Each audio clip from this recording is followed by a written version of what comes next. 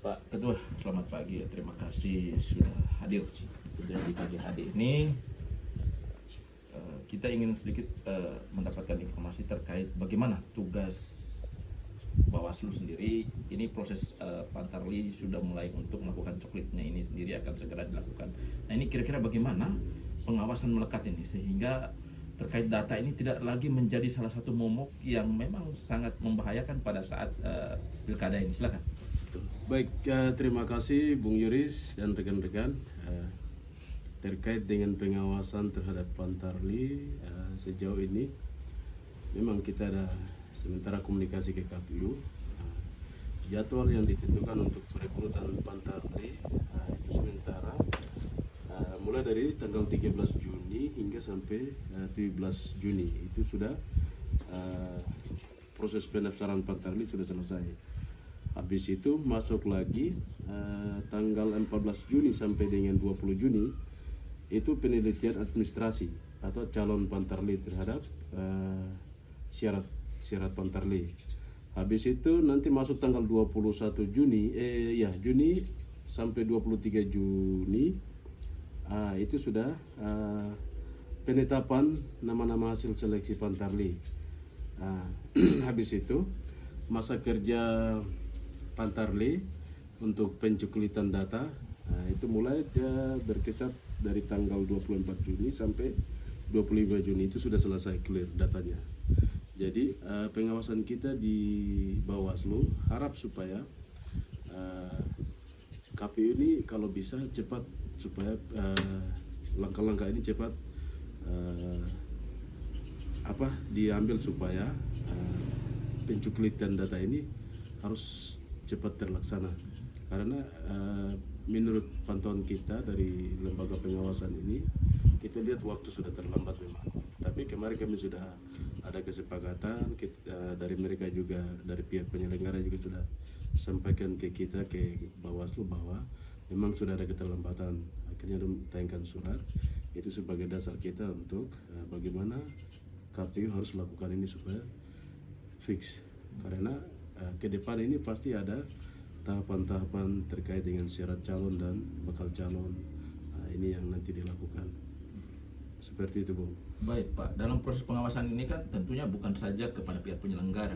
Pengawasan ini juga tentu kepada pemerintah juga untuk bisa bagaimana pemerintah tingkat kampung ini untuk mengajak masyarakat mereka pada saat pencoblosan ini, masyarakat juga harus ada di tempat sehingga tidak membuat atau memunculkan satu isu baru bahwa mereka belum paham terkait dengan kehadiran Pantarli ini. Kira-kira bagaimana Bawaslu menyikapi hal ini?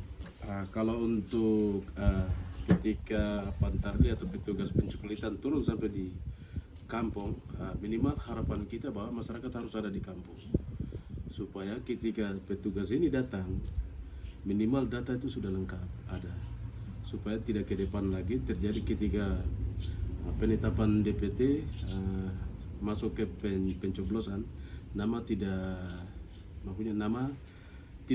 ada, tapi minimal nama ada, begitu, supaya tidak ada menimbulkan isu-isu yang kenapa petugas KPU ini kenapa tidak data kita punya nama padahal Pantarli sudah turun. Hanya kembali kesadaran masyarakat setempat. Baik, Pak. Terlepas dari situ juga ini menjadi tanggung jawab juga dari partai politik, karena ini menjadi hajatan partai politik sesungguhnya. Betul. Bawaslu maupun KPU ini sebagai lembaga yang untuk bisa pelaksanaan ini bisa terlaksana. Nah, ini bagaimana? Adakah satu penekanan yang nanti Bawaslu mau sampaikan kepada pihak partai politik agar bersama-sama melihat hal ini? Baik, Bung. Terkait dengan perekrutan atau pencuklitan data ini, memang tugasnya itu bukan kita di penyelenggara saja, entah penyelenggara di KPU atau kita di bagian pengawasan, tapi ini tugas kita semua, dan itu sudah perintah undang-undang ada. Seluruh stakeholder harus kerjasama dengan penyelenggara untuk mensukseskan pemilu atau pilkada ini. Jadi harapan kita kalau bisa ketika petugas pencukulitan turun sampai di kampung, minimal dari partai politik itu juga harus memberikan support kepada mereka, petugas Pantarli. Mungkin ada hal-hal yang belum diketahui Pantarli, mungkin dari petugas ini entah masyarakat kampung, partai politik, masukan atau memberikan informasi biar orang lebih jeli lagi pendataan itu bisa terapi dengan baik begitu. Oke, baik. Terlepas dari situ juga Pak, ini terkait dengan TPS kita nanti. Apakah untuk pelaksanaan pilkada kali ini ada perubahan jumlah TPS yang sebelumnya kan 285? Tapi apakah di pilkada ini akan ada perubahan? Itu kira-kira seperti apa tugas Bawaslu untuk melihat hal ini? Baik Bung, terkait dengan jumlah TPS di Kabupaten Bovendigul ini awalnya kan di Pileg itu 285. Itu kan ditambah dengan lokusta tempat TPS khusus. Di antaranya di distrik Jai sama Getentiri ada 10. Tambah di Bovendigul atau distrik Mandobo 1. Jadi jumlah semua ada 11 TPS khusus. Kemarin hasil rapat koordinasi dengan KPU, nah itu sudah ada pembicaraan, sudah ada kesepakatan bahwa tidak dipakai lagi TPS khusus. Nah itu yang khusus, 10 TPS khusus itu. Kalau 11 yang di lapas Mandobo atau Bovendigul ini kan masih tetap berlaku. Jadi dikurangi dari itu jumlah keseluruhan, sementara hasil kesepakatan kemarin ada 217 TPS yang sudah disepakati kemarin. Pak, adakah penekanan khusus? Karena ini pilkada tentunya punya kepentingan-kepentingan tersendiri.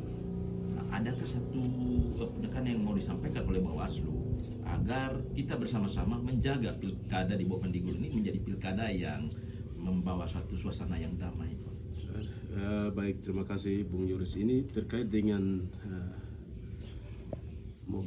mau sampaikan apa penekanan atau bersifat himbauan juga bisa. Jadi kami dari lembaga Bawaslu atau lembaga pengawasan ini kami sangat tekankan itu kepada partai politik, karena ini eventnya partai politik, hajatannya mereka, sehingga perlu orang harus memahami kinerja lembaga, kinerja penyelenggara, harus bila perlu ada kerjasama supaya tidak menimbulkan hal-hal yang kita tidak inginkan di depan nanti. Jadi minimal untuk partai politik terutama bakal calon ini harus paham tentang administrasi, syarat-syarat administrasi bakal calon sehingga tidak salah tafsir ke depan. Itu yang kita sangat hati-hati juga di lembaga, khusus di lembaga Bawaslu kami sangat tekan juga ketika besok di saat pencalonan verifikasi berkas bakal calon, kalau bisa kita sarankan juga kepada peserta bakal calon supaya minimal data atau syarat administrasi yang diberikan mau didaftar ke KPU minimal kita juga dapat salinan yang asli supaya itu jadi data sanding kita untuk kita bisa sama-sama kawal. Karena pengalaman lalu kami dari Bawaslu lihat itu ini hanya cuma tidak kerjasama atau tidak punya sandingan data sehingga data ini rawan sekali untuk orang bisa manipulasi. Itu yang kita juga was-was untuk bagaimana pencegahan ini harus kita jaga ketat. Itu kami sudah siap juga dari Bawaslu akan kontrol full. Adakah hal-hal lain mungkin yang mau disampaikan? Mungkin demikian Bung, sampai di sini. Baik, terima kasih.